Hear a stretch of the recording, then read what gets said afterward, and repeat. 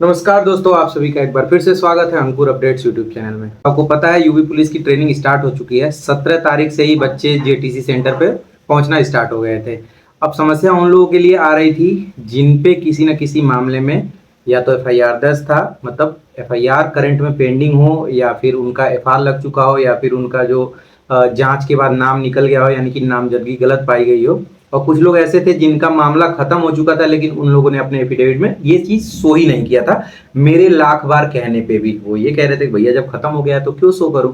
अब ऐसे सभी लोगों का जो फाइल है वो कहीं ना कहीं अटकी पड़ी है जेटीसी सेंटर पे। अगर गई भी है तो वहां से कई बार वापस आ चुका है। वो भाग दौड़ कर रहे हैं, भटक रहे हैं, कभी एसपी ऑफिस, कभी डीएम ऑफिस, कभी अपने जेटीसी सेंटर पे। उनको समझ में ही नहीं आ रहा है कि अब हम करें क्या। तो चलो इस मामले को लेकर एक खुशखबरी आपको देता हूँ। धीरे धीरे करके ऐसे कैंडिडेट का जो फाइल है वो जेटीसी सेंटर पहुंचना स्टार्ट हो गया है। इसमें भी ये चीज देखा जा रहा है कि किसका केस थोड़ा खतरनाक है, यानी कि जैसे मान लो जो नैतिक अधमता वाला मैटर हो, या फिर 302 हो या 307 हो, ऐसे लोगों का थोड़ा सा मामला रोका जा रहा है। कि जिन लोगों के ऊपर मारपीट वाला मामला चल रहा था उन लोगों की ज्वाइनिंग कराई जा रही है। ये कैसे बता रहा हूँ, कई कैंडिडेट का मुझे फोन आया है कि उनकी फाइल, मैंने आपको बताया था ना, जब पूरा मामला कंप्लीट हो जाएगा, यानी कि डीएम साहब अपने स्तर से सारी जांच पड़ताल कर लेंगे, तो जो आपका फाइल है उसको विशेष वाहक के द्वारा आपके जेटीसी सेंटर पे पहुंचाया जाएगा और आपको सूचना भी दिया जाएगा थाने के स्तर से। तो ऐसा फाइल, तो आप बताइए आपको सूचना मिली कि नहीं मिली। देखो जनरली क्या होता है, मैं ऑथेंटिक चीजें ही बताता हूँ। मेरी पूरी कोशिश रहती है कि फर्जी करूं, लेकिन जैसे होता है ना कि थोड़ा कम, यानी कि जिससे आपका कम नुकसान हो उसमें मैं फर्जी करने की कोशिश करता हूँ। बट जनरली मैं कोशिश करता हूँ कि जो आप तक जानकारी पहुंचनी है वो एकदम सटीक पहुंचे। तो ये चीज मैं आपको जेन्युइनली बता रहा हूँ कि लोगों का फाइल जो है जेटीसी सेंटर पहुंचना स्टार्ट हो चुका है। जिनका नहीं हुआ है, कुछ जगहों पे ऐसा भी है, लड़के बता रहे हैं कि गांधी जी की ज्यादा मांग हो रही है। अब देखो मैं यही कहूंगा कि आप लोग एसपी ऑफिस या फिर डीएम साहब को इसकी सूचना दीजिए। सूचना देने का मतलब ये नहीं कि यहाँ पे ये चीज हो रहा है। उनसे कहिए कि साहब हमारा जो फाइल है उसको क्लियर करवा दीजिए ताकि वहां पहुंच जाए। और जिनको मिल गया है लेटर कि भैया तुम्हें परमिशन नहीं दी जा रही है, बिना कुछ सोचे समझे किसी वकील से बात कर लीजिए जो हाईकोर्ट का वकील हो। जो ही हाईकोर्ट खुलता है, वकील से जब आप बात करेंगे ना, आप उनको वो अपना जो रिसीविंग दिखाएंगे वो क्लियर बता देंगे कि आपकी ज्वाइनिंग होगी या नहीं होगी। क्योंकि जो इस टाइप के वकील होते हैं वो सीधे बताते हैं कि भैया हम आपको ज्वाइनिंग करा सकते हैं या फिर नहीं करा पाएंगे। क्योंकि वो अपना जो स्टेटस है वो मेंटेन रखना चाहते हैं। वो नहीं चाहते हैं कि हमारे ऊपर ऐसा लगे कि अरे यार ये तो केस ले लेता है लेकिन हमें हमारे पक्ष में फैसला नहीं दिलवा पाता है।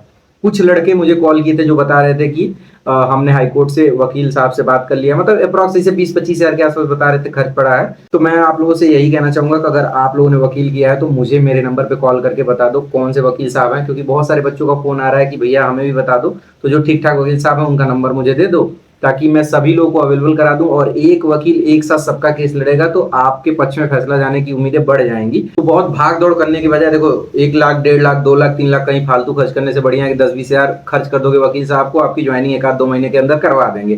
ठीक है, तो टेंशन फ्री रहो। बाकी देखो बहुत सारे ऐसे दोस्त हैं जो कह रहे हैं भैया एडजस्ट नहीं हो पा रहा। अभी एक दिन एक लड़के का फोन आ रहा था, भैया रिजाइन कैसे देते हैं।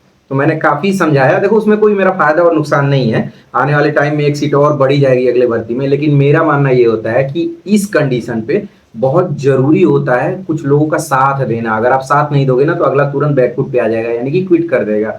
तो मैं यही कहूंगा जितने भी लोगों को ऐसा फील हो रहा है कि बहुत दिक्कत हो रही है, खाने पीने की दिक्कत हो रही है, मेहनत बहुत करा रहे हैं, भाई जब हम कंफर्ट जोन से बाहर निकलते हैं ना तो बहुत दिक्कत होती है। इसके पहले आपका काम दूसरे टाइप का था, आप हो सकता है इससे ज्यादा मेहनत कर रहे थे लेकिन फिजिकली नहीं कर रहे थे।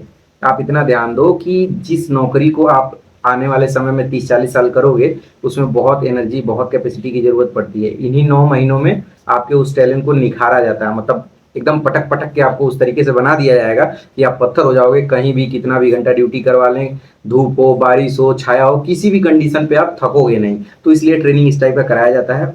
मैं यही कहूंगा कि जब आप कंफर्ट जोन में सोचोगे कि यार बहुत दिक्कत हो रही है तो वाकई में दिक्कत होगी। आप खुद को उस चीज के लिए प्रिपेयर रखो ना कि ट्रेनिंग हो रही है, इसमें आराम नहीं मिलेगा। अगर मतलब ऐसे देखना, जब ट्रेनिंग हो रही है, मान लो आपको पुशअप करा रहे हैं, आप गिर गए और अगला भी गिर गया, तो आप मजा लो, मतलब उसमें हंसो। जब हंसोगे तो आपको अपने ऊपर भी हंसी आएगी, अगले के भी ऊपर हंसी आएगी। तो इस तरीके से एंजॉय करोगे तो कोई दिक्कत नहीं होगा। 1 महीने में सारी चीजें कवर हो जाएंगी। और हाँ, जो लोग घर की चिंता कर रहे हैं, घर कहीं नहीं गया है, सब लोग वैसे ही हैं, सिर्फ आपका सोचने का तरीका बदल गया है। हम भी यही सोचते थे कि यार पता नहीं क्या हो रहा होगा, ये हो रहा होगा, फलाने हो रहा होगा, दिमागे हो रहा होगा। ऐसा कुछ नहीं होता है। घर पे एकदम सब कुछ अच्छा है। वो लोग जो कह रहे थे कि तुम्हारी नौकरी खा जाएंगे, वो लोग खाना नहीं खा पा रहे हैं।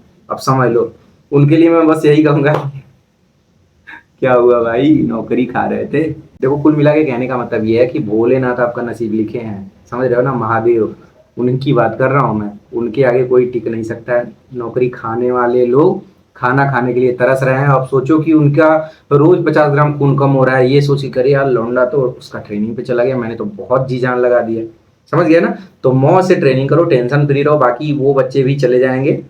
थोड़ा सा समय लग रहा है, धीरे धीरे सबकी जो फाइल है वो पहुंच रही है। अगर आपको सूचना मिल गई हो कि आपका जो फाइल है, मतलब आपको संस्तुति नहीं मिली है, तो लास्ट ऑप्शन, बिना परेशान हुए आप सीधे कोर्ट चले जाना। मेरे कहने का मतलब, अगर 1% भी चांस है तो आपको उस चांस को भजाना है, बाद में अफसोस ना हो कि अगर हम कोशिश किए होते तो हमारा सिलेक्शन हो गया होता। बाकी आप लोगों ने सुना होगा दरोगा की भर्ती आ रही है, तो आने को तो आएगी ही, आज नहीं तो कल, लेकिन तैयारी अच्छी होगी तभी आपका सिलेक्शन हो पाएगा। तो तैयारी करते रहिए, प्रीवियस ईयर क्वेश्चन लगाइए। आप कोई भी बढ़िया एथेंटिक जो प्रीवियस ईयर क्वेश्चन का सेट होता है, जैसे मान लो आप ले सकते हो घटना चक्र का, या फिर यूथ कंपटीशन का भी ले सकते हो, आप किरण पब्लिकेशन का भी ले सकते हो, ये सब ठीक ठाक देते हैं। और इन सारी चीज़ों को नहीं लेना चाहते हो तो आप सीधे टेक्स्ट बुक पे खरीद लो, उस पे 1 साल का वैलिडिटी रहेगा, सभी का लगाते रहो, अच्छे लेवल के क्वेश्चन आपके सामने आते रहेंगे, तो आपको पता चलेगा आपकी तैयारी कैसी है और कितना मेहनत करने की जरूरत है। कोई भी बैच हो, किसी भी रोजगार वितंकित का हो, एग्जामपुर का हो, मतलब किसी भी कंपनी का हो, कैरियर विल का हो, मेरे कहने का मतलब सिलेबस से ही क्वेश्चन पूछता है। थोड़ा सा अच्छे से पढ़ो और थोड़ा अपना भी तरीका पढ़ो, मतलब सिर्फ वही ना पढ़ो जो वो लोग पढ़ा रहे हैं, क्योंकि सब लोग उसी से अगर पढ़ते हैं तो क्या सभी का सिलेक्शन होता है? नहीं। जिनका थोड़ा सा अलग तरीका होता है उनका सिलेक्शन होने का चांसेस बढ़ जाता है। तो सिलेबस अच्छे से पढ़ो, सिलेक्शन हो जाएगा। बाकी बिल्कुल ये मत सोचो कि कट ऑफ अगली बार इतना गया था, या फिर मतलब इस बार इतना गया था, अगली बार बहुत ज्यादा जाएगा। जितना भी जाएगा, अगर सिलेबस कंप्लीट रहेगा ना तो 100% आपका सिलेक्शन हो जाएगा। और पेट का एग्जाम इस बार जरूर दे देना, क्योंकि आपको पता है कि इस बार आने वाले समय में यूपी ट्रिपल एस ढेर सारी वैकेंसी निकाल रही है। बाकी मिलते हैं अगले वीडियो में, तब तक के लिए अपना ध्यान रखो, मौज करो, और ठीक है, ओके, बाय बाय।